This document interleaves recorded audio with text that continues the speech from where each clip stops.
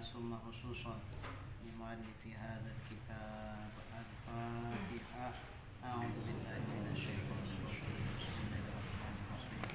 الحمد لله رب العالمين الرحمن الرحيم مالك يوم الدين.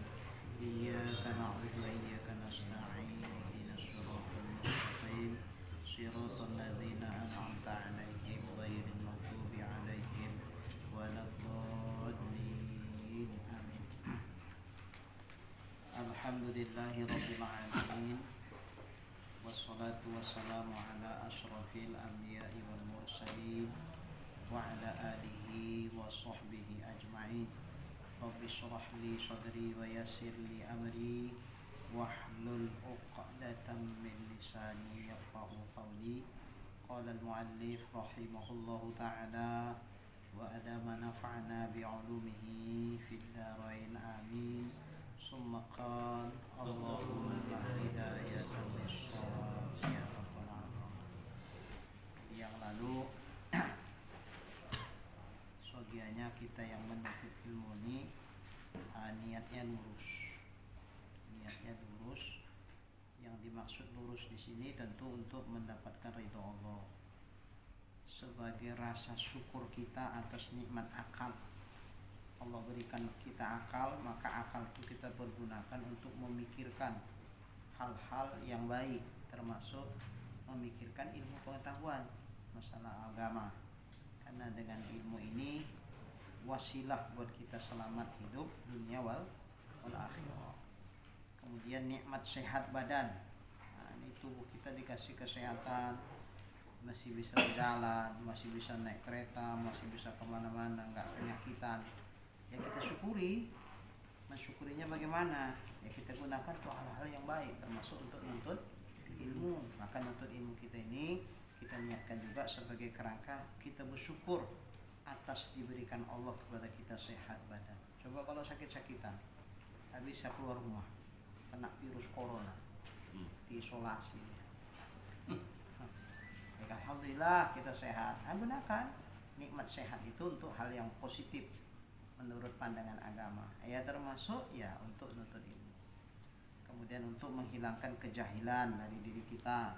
Apa-apa yang kita tak tahu, dengan kita mengaji ini akhirnya jadi tahu. Setelah tahu tentu untuk diamalkan. Bukan sekedar tahu, habis itu untuk ditunjuk-tunjukkan sama orang bahwa awak sudah tahu. Itu riya berarti kan. Enggak, niatnya bukan itu. Supaya hilang kejahilan, menjadi tahu kita apa yang tak tahu. Setelah kita tahu, maka kita niatkan untuk kita amalkan. Dengan amal itu mudah-mudahan Allah ridho kepada kita. Itulah kesimpulan yang lain. Lanjutannya ya. Duna mujarradir riwayat. Tidak semata-mata untuk riwayat. Maksudnya apa? Yang kita tahu kemudian mau kita sampaikan ke orang lain. Sekedar untuk itu aja. Jangan. Sekedar nak meriwayatkan apa yang kita tahu, yang kita pelajari, anakku sampaikan lagi. Ini bahan ceramah ini. Jangan untuk cari bahan ceramah mengaji ini. Bahan nak disampaikan, jangan. Nak diamalkan, nak macam tadi itulah semua.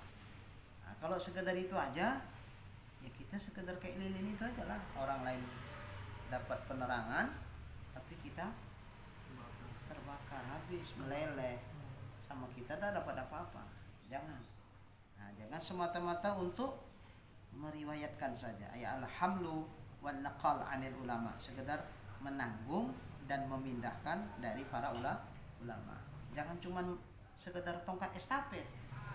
Kita nerima dari ulama, ini kita sampaikan lagi kepada ulama. Jangan sekedar itu. Jadi kalau itu nggak boleh diniatkan. Nggak usah diniatkan pun otomatis itu kan. Apa yang kita dapat kita sampaikan otomatis. Ilmu dari kita itu jadi diriwayatkan ke orang lain. Jadi kalau ini nggak perlu diniatkan, otomatis terbikin dengan sendirinya. Tapi untuk hasil nuntut ilmu itu jadi ibadah kalau memang ada niat. Fa'abshir, bergembiralah engkau. Fa'innal malaikah, maka sesungguhnya para malaikat tabsutulak ay ridho bima tatlubu ajnihataha. Malaikat itu menghamparkan sayap-sayapnya kepada engkau sebagai ridho, karena malaikat itu ridho terhadap apa yang kau tuntut. Apa yang kita cari dengan ilmu itu menandakan malaikat itu ridho terhadap apa yang kita lakukan ini. Malaikat itu mengepakkan sayap-sayapnya, dikembangkannya sayapnya. Tad'uha, malaikat itu meletakkan sayap-sayapnya, litakuna wito'an lak, supaya ia adalah wito'an laka, mengena akan engkau. Wati, mengena akan engkau. Idza masyaita, apabila engkau berjalan dalam kerangka nuntut ilmu. Waqilah, dan kata sebagian, innal malaikah, sesungguhnya para malaikat, tuzallilu talibal ilmi bi ajnihatiha, menaungi kepada orang yang menuntut ilmu itu akan sayap-sayap. Jadi dikepakkannya sayapnya, dinaungnya kita. Nah, itu menunjukkan bahwa malaikat itu suka dengan apa yang kita lakukan. Jadi kalau suka malaikat, ridho malaikat, itu isyarat ya. Isyarat apa? Isyarat ridhonya Allah. Nah, yang disukai malaikat tuh itu insya Allah tanda bahwa Allah juga suka di situ. Wahaitanul bahri, bahkan ikan-ikan di laut, tastaghfiru laka idza sa'aita, ikan di laut itu pun memohonkan ampun atas dosamu. Berdoa malah apa ikan-ikan, cuma dengan bahasa ikan lah. Tak pula dengan bahasa manusia. Ikan itu kalau pakai bahasa manusia terkejut pula ikan. Ya, ikan yang ada di lautan itu mereka mendoakan supaya Allah mengampuni dosa-dosa kita. Idza sa'aita, apabila engkau berjalan mendatangi orang alim atau mendatangi majelis-majelis ta'lim. Masya Allah, ikan pun mendoakan di laut. Malaikat pun menandakan dia suka, dikepakkannya sayang. Ai zahabta ilal alim, apabila engkau berjalan, maksudnya engkau berjalan kepada orang alim. Itu berjalan ke orang alim ngapain? Untuk dapat ilmu lah pula kan. Wadzalika, yang demikian itu, li anna sholahal alam manutun bil alim bitablighrihil ahkam syar'iyyah allati minha annal hayawana yahrumu ta'dzibuhu kama afadahul azizi. Karena sesungguhnya yang demikian itu, kenapa? Kok ikan itu mendoakan kita supaya Allah mengampuni dosa kita ketika kita berjalan menuju ke orang alim untuk nuntut ilmu. Kenapa begitu? Nah, jadi yang demikian itu karena baiknya alam ini, bagusnya alam ini. Alam itu mencakup ikan-ikan di laut ya. Bagusnya alam ini itu juga berlaku dengan orang alim. Disebabkan orang alim. Kenapa? Karena orang alim itu menyampaikan hukum-hukum syariat, allati minha, yang termasuk hukum-hukum syariat itu, annal hayawan, sesungguhnya hewan-hewan, yahrumu ta'zibu, haram itu disiksa. Enggak boleh. Bahkan kalau membunuh hewan pun, kata Nabi, baguskan bunuhannya. Kalau nak menyembelih pun, baguskan sembelihannya. Nah, jadi itu diajarkan oleh orang-orang alim, sehingga hewan-hewan itu tidak tersiksa, tidak terazab karenanya. Nah, jadi manfaat yang mereka rasakan itu menjadikan mereka, hewan-hewan atau ikan-ikan itu, mendoakan kita yang belajar kepada orang alim. Kama afadahu al-azizi, sebagaimana yang difaedahkan oleh Syekh al-Azizi. Wa alamatu zalikal qas, dan tanda qasad yang demikian itu, niat yang baik seperti yang disebutkan di atas itu, tandanya apa? Ayyakuna bahsul ilmi fil khala ahabbu ilaika min ayyakuna fil mala, bahwa adalah membahas ilmu di tempat yang sepi, enggak diketahui orang, itu lebih disukai, lebih suka kepada engkau daripada bahwa ia nuntut ilmu itu fil mala, di keramaian orang banyak. Saya gini, ada satu kebanggaan tersendiri. Kadang-kadang gini, ibu-ibu ngaji di tempat ngaji begini nggak mau dia. Kalau ngaji di kantor gubernur, di masjid agung, yang sifat kantor camat ya betul. Itu aduh senangnya kayaknya bangga gitu. Kenapa kok begitu? Itu tadi kayaknya ibu ngaji mana? Oh ini saya termasuk ngaji di kantor camat, saya ngaji di kantor gubernur. Wahnya itu padahal yang namanya ilmu di mana aja pun kan sama. Jadi nggak mengurangi semangat dia nuntut ilmu kalau ngaji di rumah-rumah daripada ngaji di tempat yang jamaahnya banyak. Hanya sholat tasbih di rumah tidak, di masjid agung sholat tasbih. Pagi-pagi pakai pakaian seragam putih-putih, mana bu? Masjid agung, baik sholat tasbih. Siapa? Ada ceramahnya. Siapa ceramahnya? Ustadz Fahrudin. Minggu depan.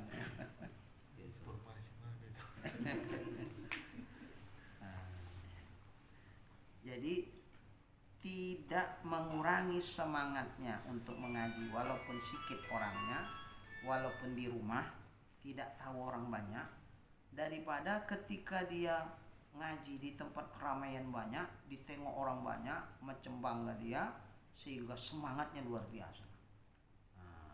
Berongkos pun gak apa-apa. Tapi di sebelah rumah ada pengajian, kamu dia datang. Di Masjid Agung, walaupun berongkos naik angkot pulang balik, naik odong-odong ya. Satu orang kena sekian, oh ya semangat deh. Jadi ada sebagian kadang-kadang orang seperti itu, nauzubillah. Ini menandakan gak lurus tuh niatnya itu. Kalau seperti itu bangga dia dengan jamaah yang banyak tuh, ngaji itu rasanya kayaknya kayak wah gitu. Tapi ketika ngaji yang sikit-sikit tak mau dia. Padahal boleh jadi mungkin yang sikit-sikit ini lebih bebas bertanya. Kalau yang rame-rame itu bertanya kadang-kadang dibatasi. Bersihkan orang aja, kalau semua bertanya malah tak cukup waktu kan. Tapi kalau ngaji yang sikit di rumah kayak gini lah saya kan. Mana yang tak paham lebih nyaman, lebih enak kita bertanya daripada rapi. Tapi nggak ke situ ukurannya. Jadi orang yang tidak niat seperti yang disebutkan di atas, tentu dia tidak menginginkan seperti itu. Jadi kalau yang niatnya lurus seperti yang disebutkan di atas, maka sama dia tidak lebih disukainya saat ia mengaji di keramaian orang banyak, di perkumpulan orang banyak, daripada di tempat yang sepi. Maksud tempat sepi di sini tidaklah bawah kolong jembatan pula. Kalau ada dulu istilahnya ngaji di bawah pohon pisang, itu istilah aja gitu. Mana betul-betul bawah pohon pisang? Istilahnya itu. Artinya walaupun ngaji di rumah-rumah tidak apa-apa, yang penting ilmunya. Dia bukan. Kalau sekarang kan mohon maaf ini agak apa sekarang? Istilah ngaji pakai sanad. Kalau targetnya ngaji itu seperti itu gimana? Ya tinggal kalau maksud dia ngaji pakai sanad tuh supaya menambah keberkahan atas ilmu yang didapat, ya nggak masalah kalau memang itu niatnya. Tapi dengan dia ngaji pakai sanad tuh kayaknya lebih wah gitu dia. Kalian ngajinya pakai sanad enggak? Ngaji pakai sanad lah. Tua, bukan untuk berkah. Kalau itu ria juga itu. Ria juga. Jadi kita pakai sanad tuh bagus. Memang sugiannya begitulah. Ulama-ulama kita pun dulu bersanad semua, rata-rata ya. Sehingga nilai keberkahannya itu ada karena langsung sanad dari guru-gurunya. Tapi jangan untuk wah-wahan sanad itu, ya memang untuk ngambil keberkahannya, bukan untuk wahnya. Wa alla tufarriqa baina ayyan kashifal haqq ala lisanika au ala lisani ghairika. Dan engkau tidak membedakan, dan bahwa engkau tidak membedakan antara bahwa tersingkapnya kebenaran itu atas lidahmu atau atas lidah orang lain. Yang penting kebenaran itu tersampaikan kepada umat. Siapa yang nyampaikan nggak mesti aku. Tapi kalau mesti aku lah. Soalnya aku yang paling alim di sini. Itu berarti ada niat yang nggak bagus ya. Ada mau merasa hebatnya. Nah, mesti harus. Siapapun yang menyampaikan kebenaran, tidak masalah. Yang penting kebenaran itu tersampaikan di umat. Akhirnya umat paham atas kesalahan yang salah dilakukan dan akhirnya mereka kembali kepada kebenaran. Itu penting. Berubahnya kepada kebenaran itu yang penting. Soal siapa yang menyampaikan, tidak masalah. Kalau kebetulan memang mereka tidak mau, harus kita yang menyampaikan, oke, nggak ada masalah. Kalaupun misalnya ada orang lain yang mampu, kemudian kita nggak usah nyampaikannya, mereka yang nyampaikan, kita mendengar. Ketika kita lihat memang yang disampaikan benar, dan tersampaikanlah itu kepada umat, ya udah kita pun nggak ada masalah. Jadi jangan begini, kerjaannya sih mengkritik aja. Padahal yang disampaikan itu ya udah pas, ya bahwa ada kurang-kurang dikit, ya udahlah nggak masalah. Mungkin kepleset lidahnya sedikit, tapi tidak sampai merubah inti dari yang dimaksud itu sudah pas gitu. Nah, mungkin gayanya yang kurang menarik dan sebagainya. Itu nggak usah dikritik-kritik, ya dia memang gitu. Tapi kenapa kok banyak kali bapak tapinya? Karena nggak dia dikasih kesempatan untuk mencakapkannya. Coba kalau dia yang kasih kesempatan mencakapkannya, nah, kemudian orang mengiyakan semua, orang menyanjung semua, sama dia tuh. Nah, itu petanda pada niat dia nggak lurus. Nah, kalau niat yang lurus nggak ada masalah. Siapapun yang menyampaikan, intinya yang disampaikan itu benar, telah tersampaikanlah maksud kebenaran itu kepada umat, ya udah nggak ada masalah. Nggak mesti harus dia yang nonjol gitu. Nah, kalau mesti dia yang mencakapkan, berarti dia yang harus nonjol. Memang kalau yang nonjol itu tak apa. Bisul nonjol ya. Jangan suka nonjol-nonjol. Nah, kalau bisa ya kita diam tawadhu. Nah, jadi ini hati-hati, kadang-kadang sama-sama ustadz pun macam bersaing. Kita jangan lupa ya, itu tukang beca biasanya hasadnya sama tukang beca juga. Nauzubillah, jangan sampai ustadz hasad sama ustadz. Dulu ada orang nggak dapat undangan Isra Mi'raj, dia terakhir asal nanya, Assalamualaikum, rumah Pak Ustadz Anwar. Nanya sama awak pula tuh, rumah Ustadz gimana? Mau ada apa Pak? Ini mau nak mengundang acara maulid apa Isra Mi'raj. Kok nggak kaku lah, Ustaz Farudin. Padahal kalau kurasa-rasa ilmunya nggak pala paten-paten kali. Aku pun heran, di mana kelebihan dia? Mungkin pandai melawak, melawak-lawak aja gitu. Bisa. Kenapa? Andai pun betul karena dia melawak-lawak sehingga dia lah yang diminta. Kemudian kita bilang cuma melawak aja, gak ada ilmu sampaikannya. Komentar kita terhadap itu apa motivasi? Hati-hati kita. Kalau motivasinya karena nggak awak yang diundang, itu hasad itu. Hasad itu.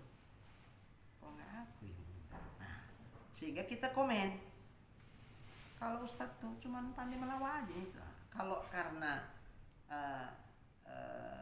kita yang nggak diminta dia, sehingga kita tunjukkan kekurangan dia kepada orang banyak, itu motivasinya kita khawatir hasad pada dia. Maka hati-hati juga kita berkomentar. Rabah hati yang paling dalam. Apa motivasinya? Walaupun yang kita bilang itu nggak salah, betul. Kadang kita poles pula dengan bahasa pula yang paten, bahasa ustaz lah. Begini, kadang-kadang ini ustaz nih mengaji tak mau, tapi kalau ceramah kayak Singapodium berapi-api, kadang tak apa-apa disampaikan hukum pun yang bersalah-salah. Betul nggak? Kalau memang betul kayak gitulah cerita yang dibilang ustaz ini, betul nggak? Betul. Tapi coba rabah dalam hati yang paling dalam. Apa motivasi dia mencakapkan itu? Kalau motivasinya salah, jadi salah nggak cakapnya? Salah. Tapi kalau motivasinya betul, betul nggak yang cakap? Betul. Jadi hati-hati kita mengkomen orang itu pun hati-hati.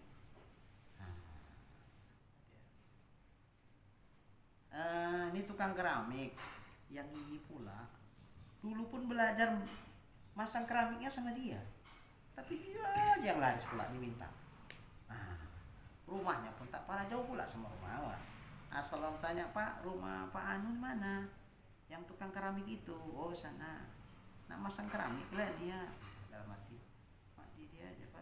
Kalau pasangannya orang dia murid punya itu aku, belajar sama aku, belum ya paten-paten kali. Masih mau lari-lari juga natnya itu, tahu nggak? Nat keramik. Garisnya. Masih mau lari-lari juga, belum. Masih. Namanya awak gurunya, awak lah. Hati-hati kalau ada perasaan-perasaan macam itu. Karena hasad itu kan gini, tidak senang melihat orang lain dapat nikmat. Tidak senang itu kan perasaan. Raba hati kita. Apapun yang kita cakapkan andai benar, tapi kalau motivasinya karena kita nggak senang, itu hasad. Hati-hati, na'udzubillah. Jadi jangan sampai nuntut ilmu ini pun persaingan. Wah, nggak mau kalah sama Ustaz Farudin. Si dia yang diundang, awak tak diundang. Jangan, na'udzubillah. Jadi jangan sampai salah. Jadi wa alla tufariqa baina ayyan kasyifal haqqu ala lisanika aw ala lisani ghairi. Tidak usah kau bedakan antara bahwa tersingkapnya nyatanya kebenaran itu di tengah-tengah orang banyak umat lah kita bilang, atas lidahmu atau atas lidah orang lain. Yang nyampaikan kamu atau yang nyampaikan orang lain dari kamu, tidak masalah. Yang penting pesan-pesan agama itu sudah tersampaikan ke umat, dan insya Allah mudah-mudahan umat berubah. Itu yang penting, perubahan itu yang penting. Tidak harus dari lidah kita. Hikayatan nafisah, ada hikayat yang sangat berharga lah ya, nafisah. Waqa'a, ada pernah terjadi lil allamah, bagi al-allamah Man'ush al-Maghribi fi darsihi, dalam darsnya, memberikan pengajarannya, sedang apalah dia memberikan materi kajian kepada jamaahnya. Terjadi apa? Iskalun, kemuskilan. Ada hal yang muskil. Waktu dia ngisi pengajian dengan jamaah yang cukup banyak, tiba-tiba ada satu kemuskilan terjadi. Waqad hadara majlisahu a'immatul mazahibil arba'ah. Sungguh yang telah hadir di majlis Syekh tadi, Al-Allamah Man'ush al-Maghribi, yang menghadiri di majlisnya itu bukan orang-orang biasa. A'immatul mazahibil arba'ah, imam-imam mazhab yang 4. Maksudnya bukan imam Hanafi, itu bukan. Maksudnya pengikut-pengikut imam mazhab yang 4 ini. Ada ulama Syafi'iyahnya, ada ulama mazhab Malikinya, ada ulama mazhab Hanafinya, ada. Seperti itu. Bukan imam Syafi'inya, bukannya. Bukan a'immatul mazahibil arba'ah, itu bukan pendiri mazhabnya, bukan. Maksudnya ulama-ulama pengikutnya. Tapi pengikutnya pun ini yang alim alim ini. Itulah jamaah yang menghadiri Syekh Al-Allamah Man'ush al-Maghribi. Jadi orang alim ini. Jadi imam-imam mazhab yang 4 itu pun ikut hadir, menghadiri majelis yang mengaji dengannya. Itu berarti dia orang alim. Fa'tarada qaula Syafi'i. Syekh atau Al-Allamah Man'ush al-Maghribi mengiktirad. Iktirad itu apa? Membantah, memberikan komentar terhadap perkataan Imam Syafi'i. Apa itu? Wahwa, yaitu idza dakhala syartun ala syartin, apabila masuk syarat di atas syarat, fala yujibul hukmah, maka ia tidak mewajibkan hukum. Illa, kecuali bitaqdimil muakhkhar, apabila didahulukan yang akhir didulukan, baru mewajibkan hukum. Kalau tidak, maka dia tidak mewajibkan hukum. Apa contoh? Nahwu, seperti contohnya, in kallamta, jika engkau berkata. indah khaltud dar fa anti tolik. Dia bilang sama istrinya, Dek, kalau aku masuk ke rumah, kau jatuh talak, kau tertolak, jatuh talak kau. Jika aku masuk ke dalam rumah, maka talakmu jatuh. Katanya, fala yaqa'u talaqun indahu. Maka tidaklah jatuh dengan cakap ini, cakap yang seperti tadi, menurut Al-Allamah Man'us Al-Maghribi, ini tidak terjatuh talak di sisinya. Menurut Al-Allamah Man'us Al-Maghribi, talaknya nggak jatuh. Illa bid, oh bukan, indahu inda Imam Syafi'i ya. Maka tidak jatuh talak menurut Imam Syafi'i illa biddukhul, kecuali kalau dia masuk.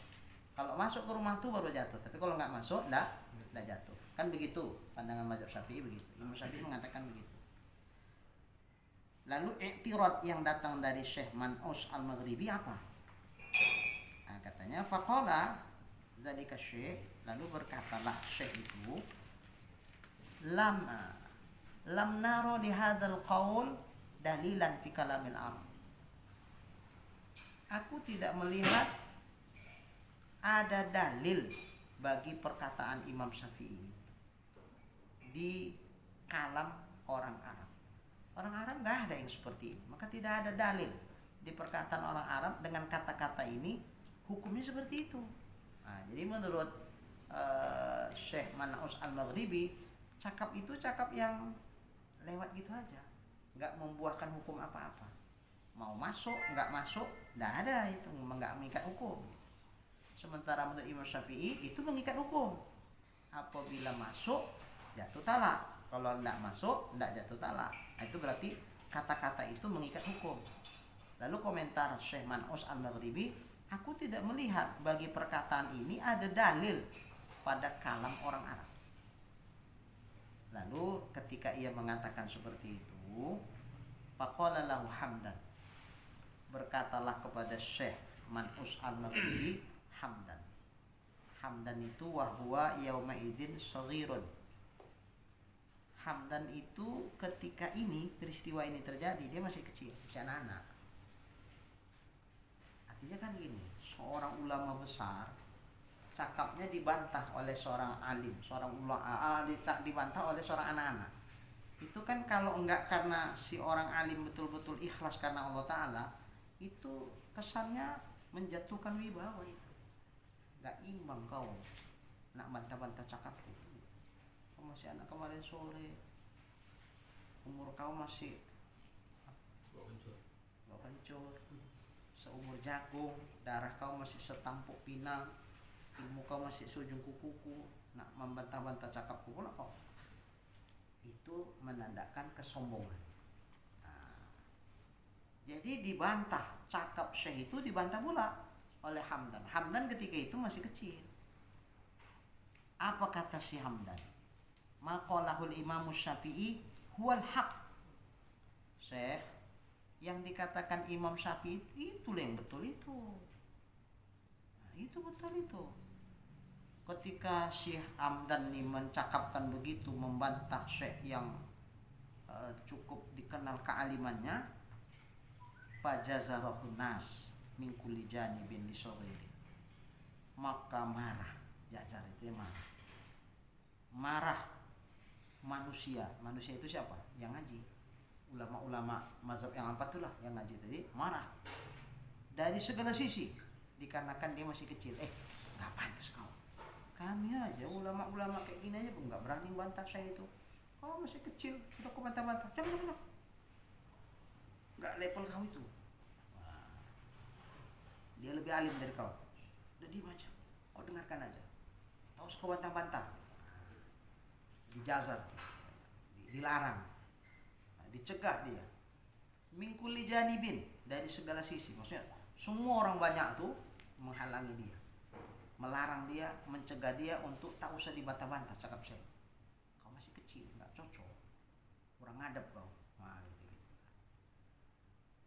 Tapi apa komentar Syekh Man'us Al-Maghribi?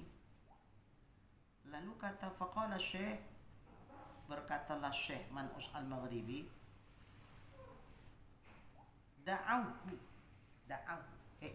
kalian tinggalkan dia, biarkan dia bercakap, biarkan. Da'a itu kan tinggalkan, tinggalkanlah, karena dia katanya jamak yang menghalangi anak muda, anak kecil itu kan orang banyak, yang jamaah yang banyak. Maka kata Syekh al-Maghribi, da'auhu, kalian tinggalkan dia, biarkan dia bercakap, enggak usah larang-larang dia. Fa innahu laisa bainana wa bainal haqq husuma, karena sesungguhnya tidak ada antara kita dan antara kebenaran itu permusuhan. Kalau memang dia benar, kita nggak boleh musuhi dia, karena antara kita dengan kebenaran tidak ada permusuhan. Jadi dari siapapun datangnya kebenaran, bahkan dari anak-anak sekalipun, ya kita wajib terima, biarkan dulu, nggak usah kalian larang-larang dia untuk menyampaikan pendapatnya. Mana tahu entah yang dibilang dia itu lebih betul dari apa yang gue cakapkan. Masya Allah, saya tahu tuh. Kalau Ustaz Fahru ini lagi ceramah, Ustaz, yang Ustaz bilang tuh gini gitu, kira-kira. Ya, buat kejar aja. Kira-kira agak tersenggol juga lah tiawa ya. Ini enggak ada permusuhan antara kita dengan kebenaran. Ya biarin aja. Selama yang dibilang benar, kita ikut. Jangan yang dia benar karena kebetulan dia masih anak kecil, kita tolak kebenaran itu. Tidak boleh. Maka kata Sayyidina Umar, unzur ila maqal wala tanzur ila maqal. Lihat kepada apa yang dikatakan, jangan kamu lihat kepada siapa yang menyampaikan. Anak kecil pun kalau memang betul yang dibilangnya, kita wajib terima. Ar-ruju' ilal haq wajib. Kembali kepada kebenaran hukumnya wajib. Jangan tengok karena kebetulan dia anak kecil. Jangan. Kalau memang betul kita terima, karena kita nggak punya permusuhan dengan kebenaran. Wa in kana min shaghirin, walaupun dia anak. Wa min hususiyatina qabulul haq, dan merupakan kekhususan buat kita ya, keistimewaan kita itu adalah menerima kebenaran, walaupun kebenaran itu datangnya dari anak kecil sekalipun. Walau min shaghirin, walaupun dia datang kebenaran dari anak-anak. Kemudian warad al-shaghir alal kabir fil haq, dan menolak anak-anak atas orang dewasa dalam kebenarannya. Itu enggak bagian dari kita ya. Karena dia anak-anak lantas kita tolak. Ketika dia merot atas orang dewasa, lantas walaupun anak-anak itu benar, lalu ketika dia menolak kebenaran, ketika dia menyampaikan kebenaran kepada orang yang sudah dewasa, lantas yang dewasa itu menolak kebenaran yang disampaikan anak-anak hanya karena dia anak-anak, itu bukan keistimewaan buat kita. Keistimewaan kita itu adalah menerima kebenaran dari manapun datangnya kebenaran itu, bahkan dari anak-anak sekalian. Abi khilafil umami sabiqah, kata Syekh, itu berbeda dengan umat-umat terdahulu. Kalau umat terdahulu, idza akhta al-kabiru lam yatajasar ahadun ala ra' alaihi. Maka apabila salah orang yang besar-besar, yang besar-besar ini bukan besar orangnya aja, besar jabatannya, besar kemasyhuran namanya, atas kealimannya, itu besar juga itu namanya. Lam yatahasar ahadun, tidak ada yang berani seorang pun ala ra' alaihi, untuk merotnya, untuk membantah. Diam semua. Kenapa? Mana tolong awan dia orang apa ini mau segini, nggak ada berani. Walaupun nyata-nyata yang dilakukan, yang diperbuat, yang dikatakan oleh orang-orang yang besar-besar tuh itu salah, tapi dia nggak berani bantah. Itu ciri-ciri orang dulu, umat terdahulu seperti itu, sehingga akibatnya fayasiru khot'uhu syari'atan, maka jadilah kesalahan mereka orang-orang besar itu menjadi syariat, menjadi satu hukum, walaupun sebetulnya itu salah, tapi karena didiamkan aja, nggak ada yang berani menolaknya, akhirnya itu menjadi kekuatan hukum. Karena dia jadi syariah, menjadi kekuatan hukum, yu'malu biha fil kauni, akhirnya diamalkanlah dia pada alam ini. Akhirnya jadi suatu kebenaran, diamalkan orang turun temurun, terakhir membuat, nggak ada yang berani melayang. Akhirnya tradisi lah, walaupun di tradisi salah terus dibawa. Ini kan tradisi jahiliyah ini. Walaupun salah nggak berani. Kenapa? Ini menolak leluhur, nggak boleh, pantang, walat, walaupun salah. Malim izin malim, misalnya kebenaran tadi terhalang tersampaikan karena rasa segan kita ya malim. Udah kita kasih pun sama orang yang misalnya dipercaya untuk menyampaikan, dia pun segan juga malim. Itu gimana? Untuk menyampaikan kebenaran itu harusnya nggak boleh segan. Cuma cara menyampaikannya itulah beda, orang kan beda. Ini sama orang alim, tak pula Ustaz salah tuh Pak Ustaz, masa kayak gini Ustaz? Jangan pula begitu Pak. Tak izin Pak Ustaz, tetap awak di bawah. Karena Ustaz tuh kayak ayah awak juga. Ayah awak kalau salah ngasih taunya kita gerantam. Inilah ayah, udah tua tak tahu tuanya. Tak boleh tuh ya. Makanya ayah, sadar ayah, udah tua, udah putih, beruban rambut ayah. Yang dibilangnya betul nggak? Betul. Tapi caranya salah nggak? Nah, jadi walaupun ayahnya itu salah, tetap bahasa anak tuh di bawah. Nggak boleh bahasanya di atas, intonasinya tetap di bawah. Tak izinnya ya, jangan marah ya. Aku cakap kayak gini karena sayang kali aku sama ayah. Jadi ayah bikin itu salah ya, harusnya enggak kayak gitu ya, begini ya, begini ya. Jadi jangan ayah marah ya. Aku bilang kayak gini, aku tanda sayang aku sama ayah. Aku gitu, masuk ke hati ayah. Atau dia mau marah pun tak jadi dia marah. Diam.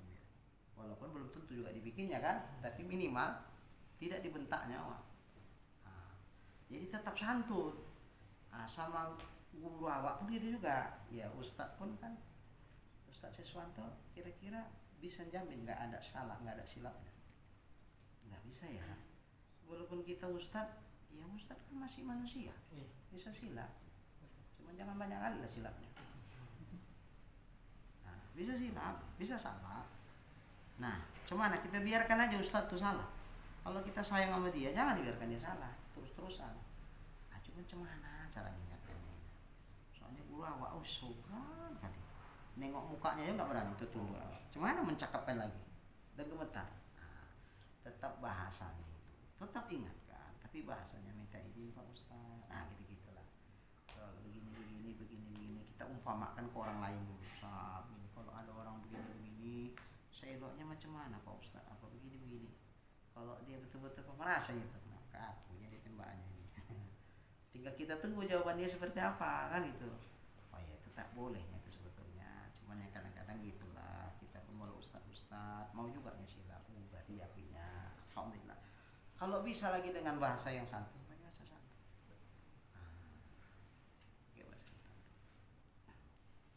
Kalau kita kasih ke yang lebih tua gitu untuk menghilangkan nasab. Oh iya tentu itu lebih bagus. Iya. Artinya supaya menjaga perasaan Ustaz tuh.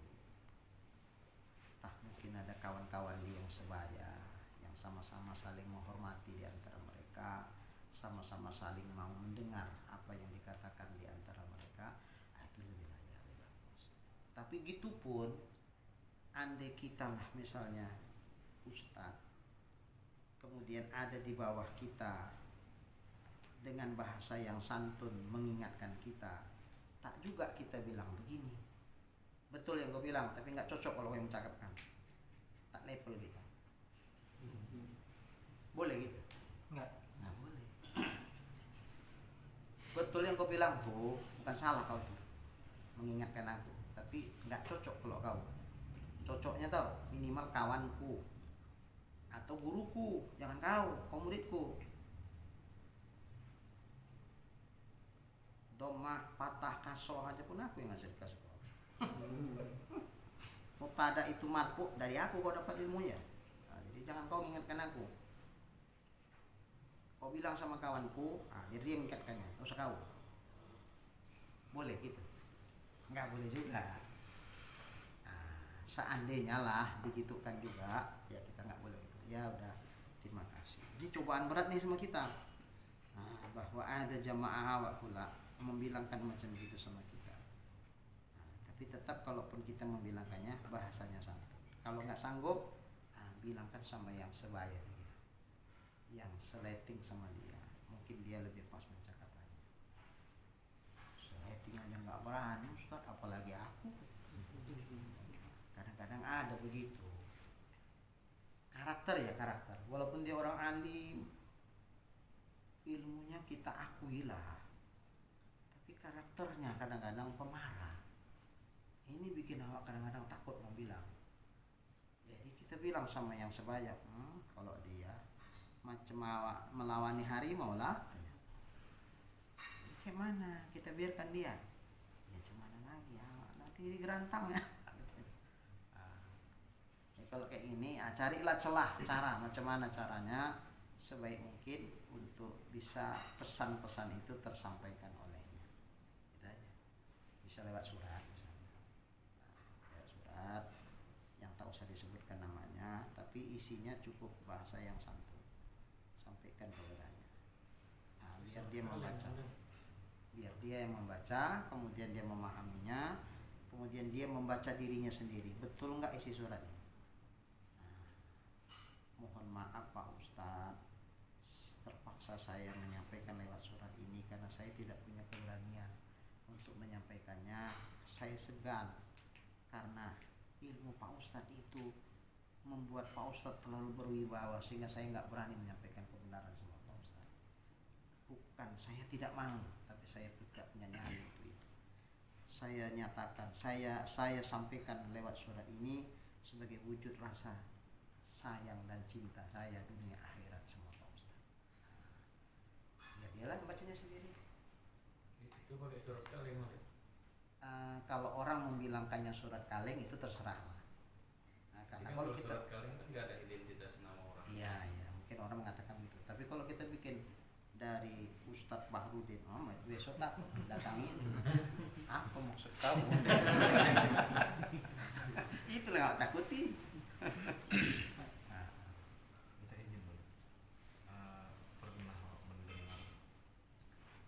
Satu ungkapan sombong terhadap orang yang sombong itu sedekah. Jadi kalau modelnya seperti itu yang dibuat, iya, tapi tadi nggak punya nyali. Jangan nggak sombong, mau lurus aja pun awak tak punya nyali. Apa nih nak sombong depan ini?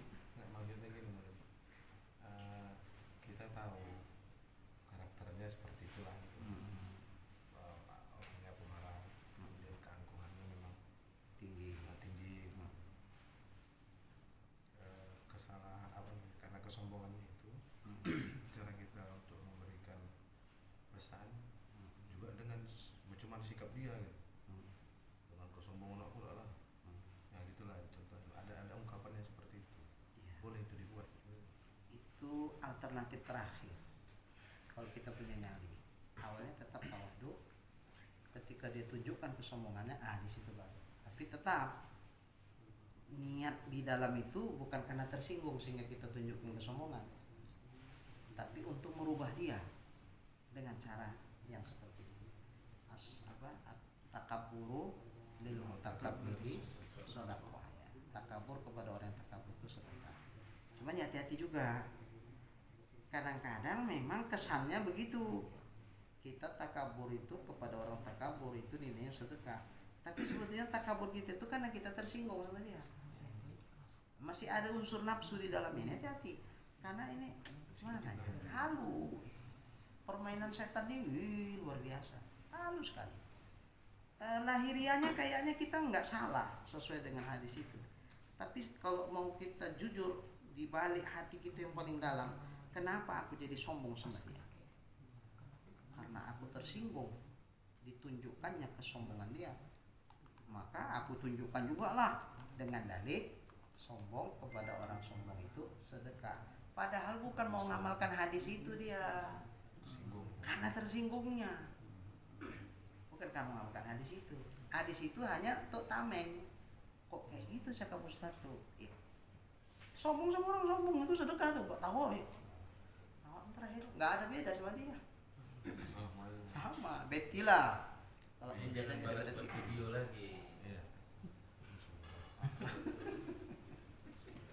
Nah, jadi jangan sampai begitu. Nah, Maulid, izin Maulid, ini lari dari pembahasannya. Kenapa memang kalau orang yang punya harta kayak gitu, kenapa dia bisa berubah sikap? Kenapa bisa seperti itu? ya karena lupa diri.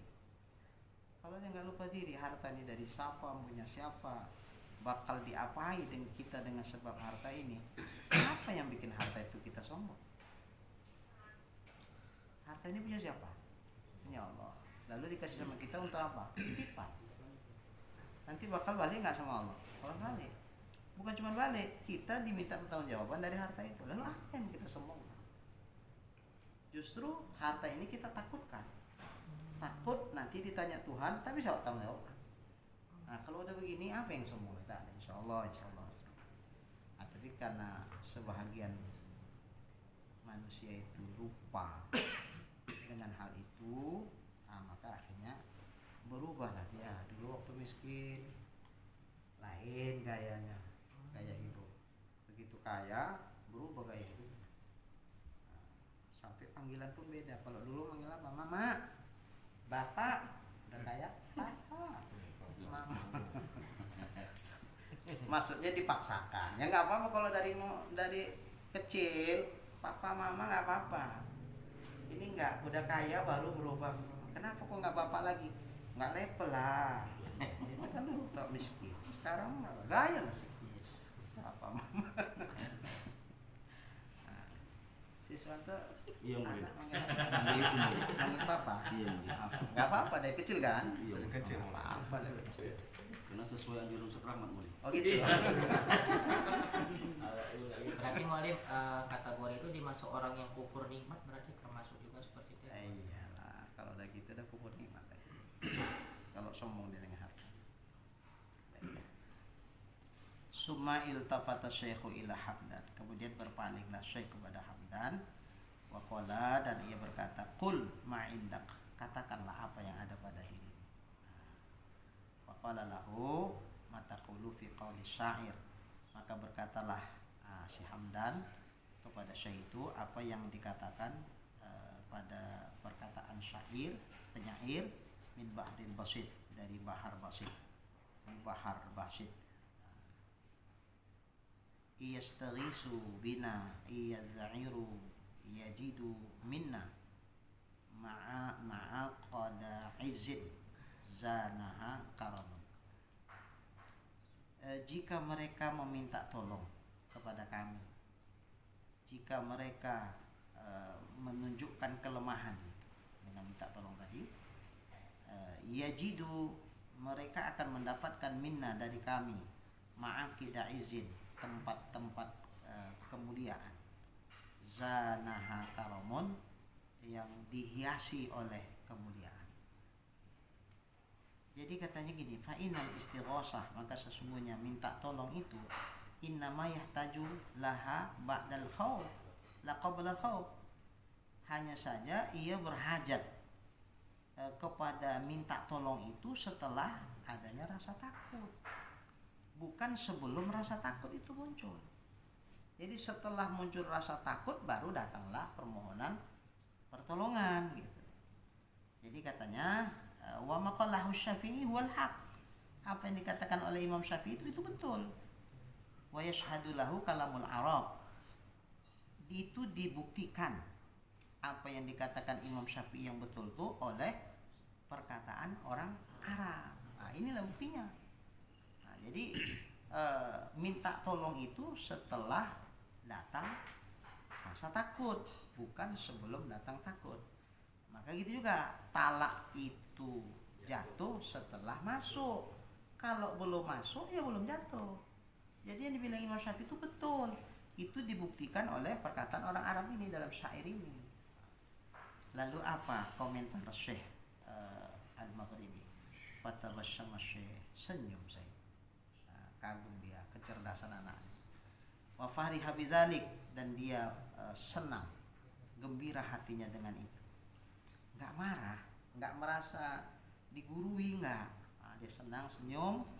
Wa qala shadaqta ya waladi. Dia bilang, "Oh, betul engkau wahai anakku." Betul Pak. Wa da'alahu, dan ia pun mendoakan. Didoakan anak itu dengan kebaikan-kebaikan. Qala Syekh Hamdan, berkatalah Hamdan kepada Syekh. Ini Syekh maf'ulun bih ini. Walaupun qala itu fi'il lazim ya, tapi bisa dimuta'addikan dia. Qala Syekh Hamdan.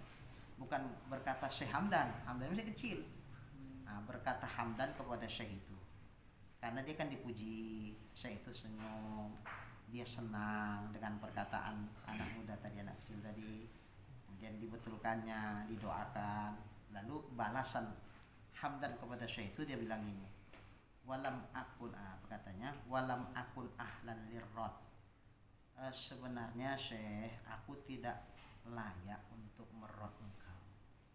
Tawaduknya ya, aku enggak layak, aku bukan orang yang ahli. Maksud ahli itu apa? Yang layak untuk membantah apa yang kau katakan tadi, enggak. Illa, kecuali anni zonantu annal imam Syafi'i huwa alladhi haraka lisani bil kalam. Kecuali bahwa aku menyangka, zonku, kuat dugaanku, sesungguhnya Imam Syafi'i lah yang menggerakkan lidahku untuk bercakap macam tadi. Jadi bukan aku itu, bukan. Kalau aku yang mencakapkan itu, rasa-rasaku aku enggak layak. Aku pun sadar ya Syekh, aku ini masih kecil, ilmuku enggak seberapa dibandingkan dengan Tuan. Tapi kenapa tercakapku tadi itu? Aku mengira, kuat dugaanku, sangka baikku, Imam Syafi'i itulah yang menggerakkan lidahku untuk mencakapkan yang tadi. Ini tawaduknya. Kan tawaduknya ya. Jangan orang tawaduk yang lebih tua ilmunya, lebih banyak tawaduk, nah yang kecil pula metiku. Begitu. Ketika ditengoknya Syekh itu tawaduk, aku lebih layak untuk tawaduk kepadanya. Faqala lahu wa ma ahsanu maqila fi min ba'dil tawil. Alangkah baguslah apa yang dikatakan dalam syair, yaitu pada bahar tawil. Kalau tadi bahar basit, ini bahar tawil. Wa kam min saghirin la hazathu inayatun minallahi fahtajat ilaihil akabir. Berapa banyak anak kecil mendatangkan kepada dia, datang kepada dia inayah, pertolongan daripada Allah, maka berhajatlah kepada anak kecil itu orang-orang yang besar-besar. Jadi bacakan saya. Jadi walaupun dia anak-anak, tapi sesungguhnya anak itu dibutuhkan oleh orang-orang yang besar-besar, karena tersebab anak itu inayah dari Allah pun datang, pertolongan Allah itu datang. Seginilah dulu, walakin yang bagi insyaallah.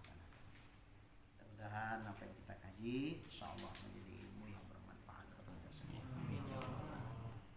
Bismillahirrahmanirrahim. Alhamdulillahirabbil alamin, wassalatu wassalamu ala asyrofil anbiya'i wal mursalin wa ala alihi wa sahbihi ajma'in.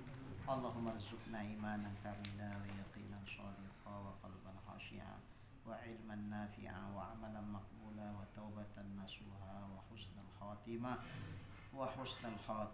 Allahumma rzuqna rizqan wasi'an halalan tayyiban mubarakan jamila wa ilal khairi qarribna wa 'anil syarri ab'idna wa qdi hawaijana fid din wad dunya wal akhirah innaka 'ala kulli syai'in qadir. Sallallahu ala sayyidina Muhammad wa ala alihi wa sahbihi ajma'in walhamdulillahi rabbil alamin. Taqabbalallahu minkum.